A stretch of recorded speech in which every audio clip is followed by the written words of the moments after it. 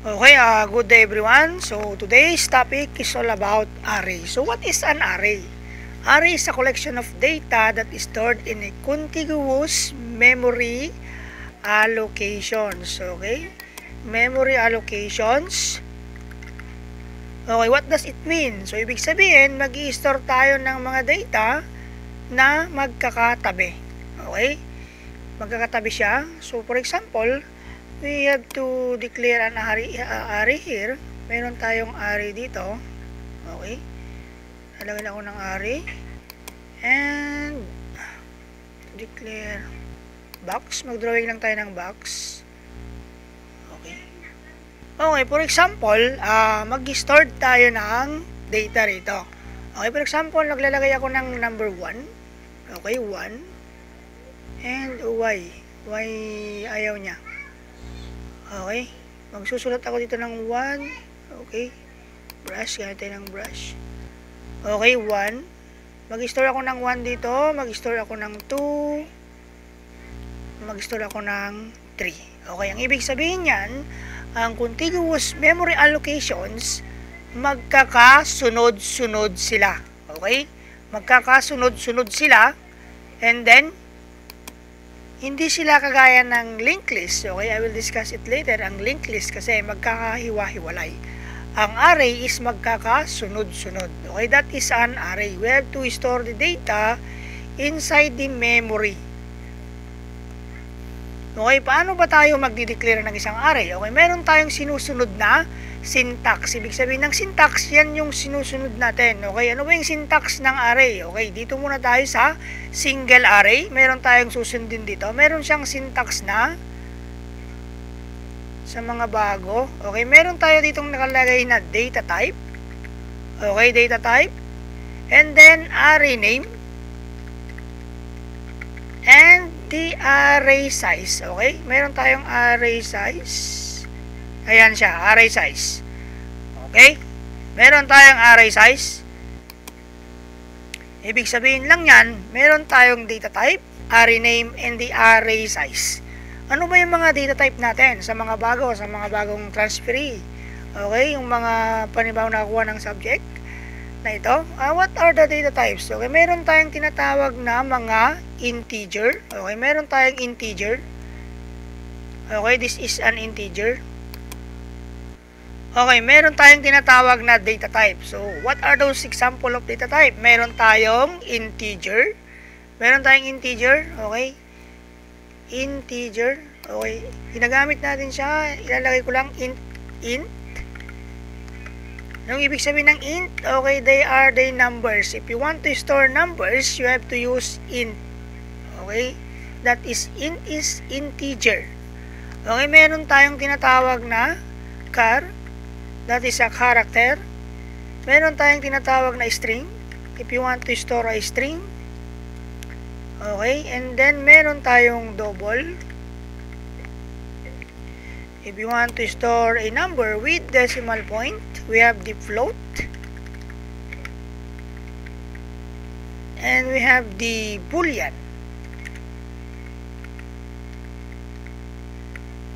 Okay. Those are the examples of data types. Okay? Turo ko lang siya dito. Para maintindihan nyo. Lagyan ko lang ng kulay. Ito siya. Ito yung data type natin. Okay? Yan yung data type natin. Ngayon, punta naman tayo sa array name. Ano ba itong mga array name? Ito yung mga kahit anong gusto mong ilagay na pangalan sa array mo, okay? Array, ha? Array. Okay, for example, ano bang gusto nyong pangalan? For example, maglalagay ako dito ng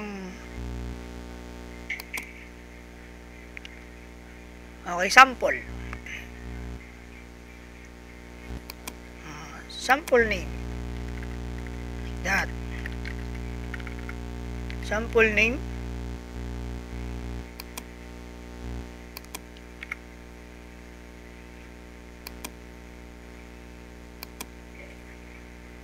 Okay, yan yung pangalan ng array name. Okay, kahit anong ilagay mo dyan, kahit pangalan mo, pangalan ng jowa mo, pangalan ng ex mo, pangalan ng iniwan mo, pangalan ng iwan sa'yo.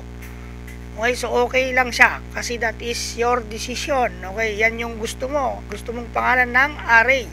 Okay, punta naman tayo sa array size. Ibig sabihin ng array size, yan yung bilang ng gusto mong i-store sa memory. Okay, for example, dito, 3 box. Okay, 3 box yung i-store ko. Mag-store ako ng 1, 2, and 3. Ang ilalagay ko sa array size, siyempre, 3. Okay? 3 siya. Okay, 1, 2, 3. Ngayon, kung gusto mong magdagdag dito, ilagay mo 4, okay?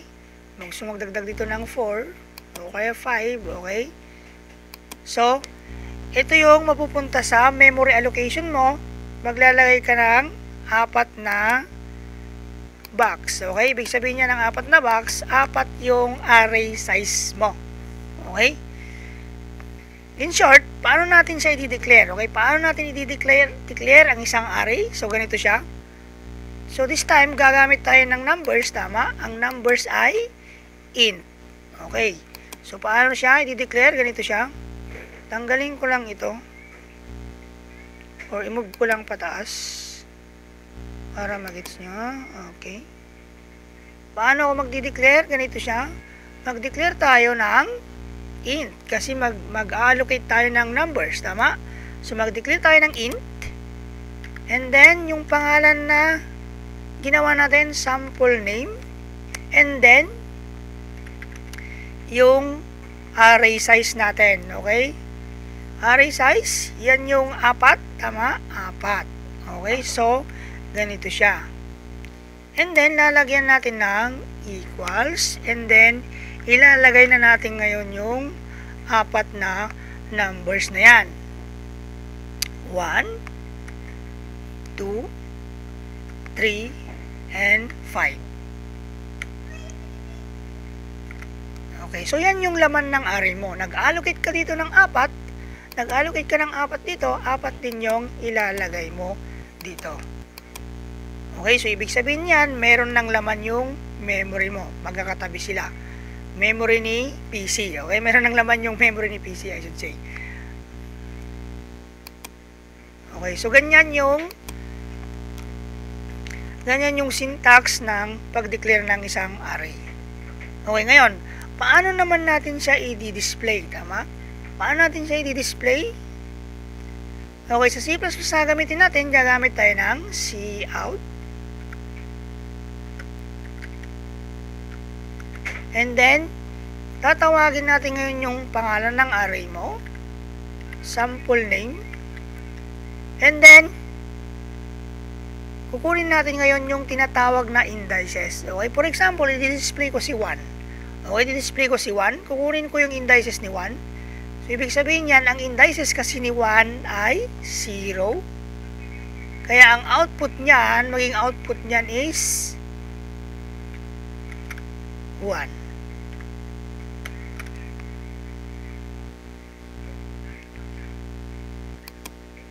Okay, ilagay ko lang dito yung mga indices natin para madali lang tayo mag-cout. Mag-cout tayo. Ilalagay ko lang yung indices dito. Okay, meron tayong indices. Tinatawag na indices. Okay, nawala.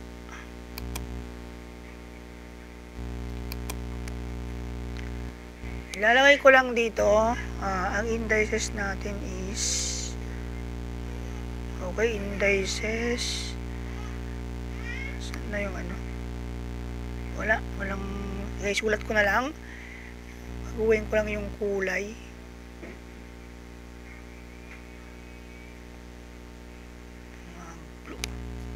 Okay, meron tayong indices dito. Ang indices ni 1 ay nagsisimula sa 0.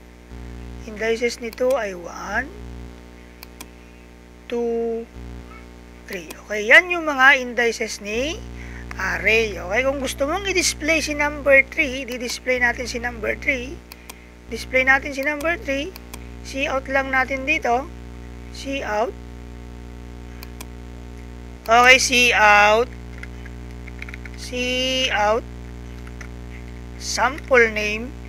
the name of your array, and okay, di-display natin si 3. So, ang indices ni 3 ay 2. Tama, 2. Kaya ang output niyan is 3.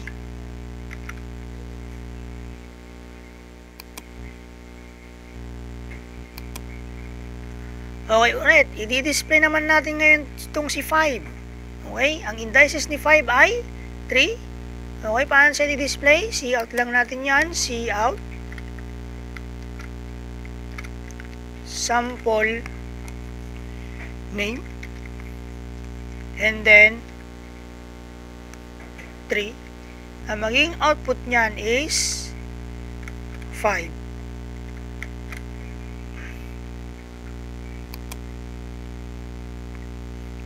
Okay, yan yung pag-display ng array. Paano saan ko ba ilalagay? Ayaw.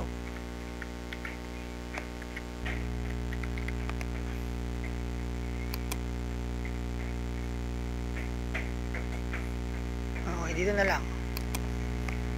Ngayon, pupunta ngayon tayo sa compiler. Ito-try natin kung nagra-run ba ito o hindi. Okay, para mapatunayan natin na tama ba yung dinidiscuss ko or mali naman pala. Okay, pumunta tayo sa compiler natin. Meron akong ginagamit dito, dev C++. Okay, meron tayong tinatawag na default codes para hindi tayo magkamali. Kailangan natin unahin itong mga to. Include iostream. And then using namespace std. Okay, ginagamit natin si using namespace std para sa cin, cout. Meron tayong int main. And then open parenthesis and return 0. Okay, save lang natin yan. Save natin siya sa pangalan na array. Arrays.cpp. Kailangan mong siyang i-save ng .cpp. Okay, save natin yan. And then magdi-declare tayo dito ng array, tama? Array in sample name, and ilan yung kanina yung memory allocation natin? 4.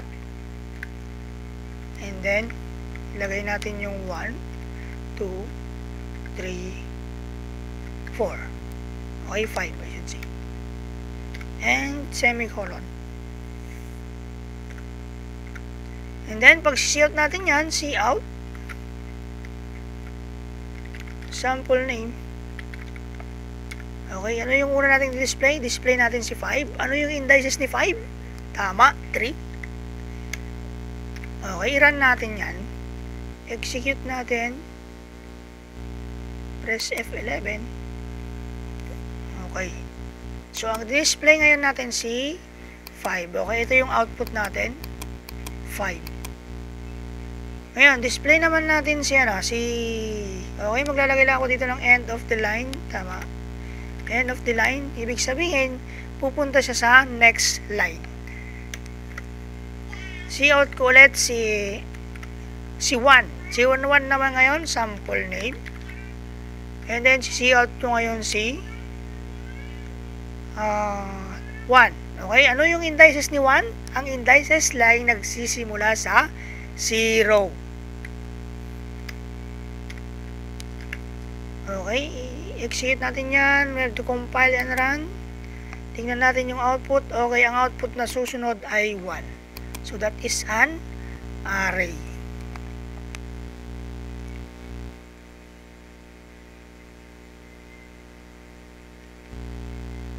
Ngayon, display naman natin ngayon si 2. Display natin si 2. Okay, cout sample name.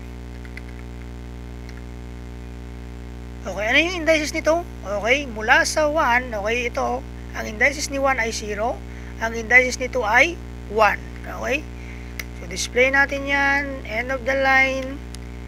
Display na rin natin si 3. Di-display ko si 3. Ang indices ni 3 ay tama, 2. Copy natin yan para mabilis. And, okay. 2. Control S. And we have to execute the file. Compile and run. And the output is, okay, the output is 5123. Ngayon, para hindi kayo malito, palitan ko yung number dito. Palitan ko ng 32. 29. 92. 29, 39, 30, and we have the 25. Okay, ulitin natin. Pag tinawag natin si sample name 3, yung indices na 3, ano yung output niya? 0, 0, 1, 2, 3. Okay, ang output niyan is 25. Lagay natin dyan, 25. Next, 0. Ano yung 0? Itong C, 32. Yan yung indices niya, 0. Ang output niyan, 32. And then next, C1. Okay? 0, 1. Ang output niyan is 29. Itong C2, 0, 1, 2. Ang output niyan is 30. Control S natin, execute and compile and run. Okay, we have an errors here. What's the errors?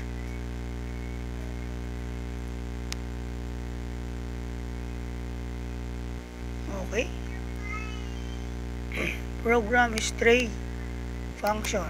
Ayaw niya ng reminder. Tanggalin natin ang reminder.